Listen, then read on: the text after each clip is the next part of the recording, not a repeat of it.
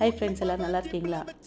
எப்பயும் போல் பாதி வேலை ஸ்டார்ட் ஆகிடுச்சு. அதுக்கப்புறம் தான் சரி உங்களுக்கு ஷேர் பண்ணலாம் அப்படின்னு சொல்லிட்டு தான் இந்த டிப்பை ஷேர் பண்ணுறேன். நம்ம வீட்டில் எண்ணெய் பாட்டில்லாம் இருக்கும்.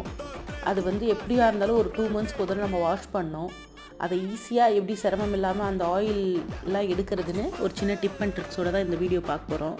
எல்லா நேரத்துலையும் நம்ம புதுசாக மாற்ற முடியாது. இந்த ஆயில் கேனும் ஒன்று அப்படி தான். ஏன்னா காசு போட்டு வாங்கியிருப்போம். ஸோ நம்ம ஈஸியாக ஆயில் எடுத்துட்டோன்னா நம்ம ஏன் புது கேன் வாங்க போகிறோம்? ஒன்றும் இல்லை, நம்ம அரிசி மாவு தான், வெறும் அரிசி மாவு. நான் இது கடையில் வாங்கி வச்சுருக்கேன். அப்புறம் இல்லைன்னா பழசு ஏதாவது யூஸ் பண்ணிப்பேன். நம்ம எண்ணெயோடு அந்த ஆயிலை வைப் பண்ணிவிட்டு இந்த அரிசி மாவெல்லாம் கொட்டி வச்சு தண்ணி தெளிக்கக்கூடாது.